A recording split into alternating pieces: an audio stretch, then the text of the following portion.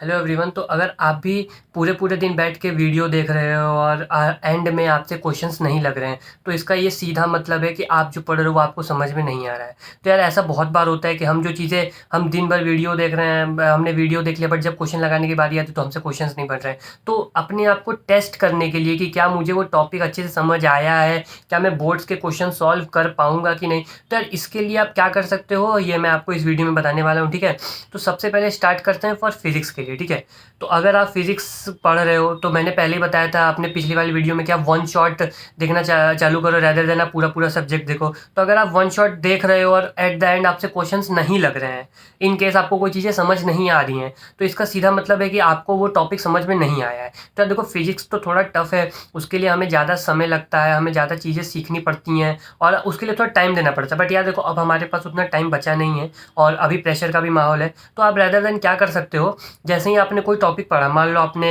Magnetism पढ़ा, आपने उसको आपका वन शॉट देख लिया, अब आपको लग रहा है थोड़ी क्लैरिटी आ गई कि हाँ मैं कर सकता हूँ, तो अब आपको क्या करना है, उसको करने के बाद आपको उसके क्वेश्चंस लगाने हैं। अब देखो आप क्वेश्चंस कहाँ से लगाओगे, एनसीईआरटी तो देखो उठाने की ज़रूरत नहीं है क्योंकि एनसीईआरटी में बहुत चीज़ें मिला के दी रहती हैं, तो आपको उतने अच्छे से समझ में नहीं आएगा और आप और ज़्यादा प्रेशर में होकर डिमोटिवेट हो जाओगे। तो उससे अच्छा आप क्या कर सकते हो, आप यूट्यूब पे खोल सकते हो और यूट्यूब पे आप डालो questions in board by physics. ठीक है, तो आप इस तरीके से डाल के डिफरेंट डिफरेंट वीडियोस देख सकते हो। सारी वीडियो का लिंक मैं डिस्क्रिप्शन में दे दूंगा जो जो मैंने देखा था। तो आप उनसे भी क्वेश्चंस लगा सकते हो। 2x पे देखना, जल्दी जल्दी क्वेश्चंस लगाना और देखना कि आप कितने क्वेश्चंस लगा पा रहे हो, कितने क्वेश्चंस नहीं लगा पा रहे हो। और साथ ही बात आती है फिजिक्स में, तो देखो फिजिक्स में एक बहुत ही इंपॉर्टेंट पार्ट होता है वो की है डेरिवेशन। तो अगर आप डेरिवेशंस आपने पढ़ ली और आप चाहते हो कि आप उसमें यार उसमें कमांड हासिल हो जाए, क्योंकि देखो डेरिवेशंस के काफ़ी नंबर आते हैं फिजिक्स में इन कंपेयर टू बोर्ड। तो आप क्या कर सकते हो, डेरिवेशंस को बार बार लिख के प्रैक्टिस करो। मैंने क्या किया था, मैं बार बार डेरिवेशंस को लिखता था और उसे याद करता रहता था। रोज उठो सुबह डेरिवेशंस लिख लो, एक बार आप याद कर लो।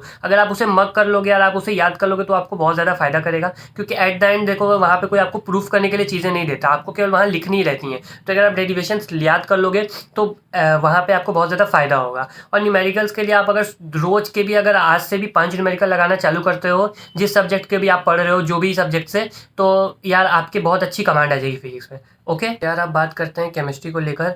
तो यार आप केमिस्ट्री में भी अब आप वन शॉट्स देख रहे हो और आपको लगता है कि अब आपको उसमें भी क्लैरिटी चाहिए, तो आप यूट्यूब पे वैसे ही सेम कर सकते हो। मैंने किसकी वीडियो देखी थी, मैं पंकज सर की वीडियो देखता था। वो वन शॉट में पढ़ाते भी तो साथ ही साथ वो क्वेश्चन भी लगाते थे, तो आप उनकी वीडियो भी कंसिडर कर सकते हो। और केमिस्ट्री में क्या है कि यार आपको रिएक्शंस रटने होंगे, जैसे ऑर्गेनिक केमिस्ट्री के रिएक्शंस है तो उसको आपको रटना होगा। आप सुबह उठो और उसको रटो, क्योंकि आप जब तक उसे रटोगे नहीं, और नेमिंग रिएक्शंस हो गए, ये रिएक्शन हो गए, नाम हो गए रिएक्शंस के, और साथ ही साथ किस ऑर्डर में रिएक्शंस हो रहे हैं, तो वो सब चीज़ें आपको याद करनी पड़ेंगी। और बोर्ड में सीधे सीधे क्वेश्चन आते हैं, आपसे बहुत कुछ हार्ड क्वेश्चन नहीं आता है, केवल नेम ऑफ द रिएक्शंस आएगा, आधा रिएक्शन दे देगा, उसे पूरा करना, तो इस तरीके के क्वेश्चन आते हैं। तो आप ये चीज़ें अगर प्रैक्टिस कर लोगे तो यार आपकी केमिस्ट्री भी काफ़ी अच्छी कमांड हो जाएगी। तो यार अब बात करते हैं बायो को लेकर। तो यार देखो बायो भी बहुत ही ज़्यादा थ्योरेटिकल सब्जेक्ट है। ठीक है, उसमें समझने वाली चीज़ें काफ़ी कम है। अगर हम बायोटेक और मॉलिक्यूलर वाले चैप्टर्स को हटा दें, तो रेदर देन कि आप उसको बार बार यूट्यूब से देखो, आप उसको चाहो तो आप खुद से भी याद कर सकते हो, क्योंकि आप देखो बायो जो है एनसीईआरटी की वो काफ़ी अच्छी से दी हुई है।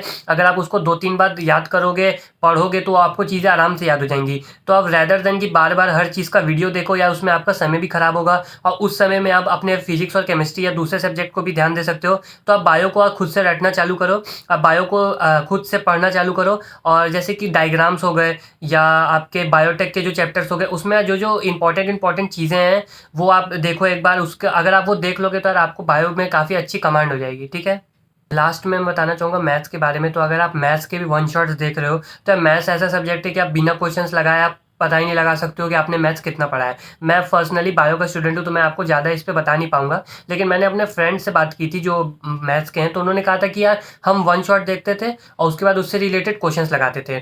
आप एनसीईआरटी से भी लगा सकते हो, साइड बुक से भी मत लगाना, क्योंकि यार बहुत ज़्यादा हो जाएगा आपके लिए। आप ज़्यादातर ऐसे क्वेश्चंस लगाओ जो बोर्ड में आए हुए हो, प्रीवियस ईयर के क्वेश्चंस लगाओ मैथ्स के लिए, और मैथ्स के लिए आप जितने ज़्यादा क्वेश्चंस लगाओगे वो उतना ज़्यादा आपको फायदा करेगा।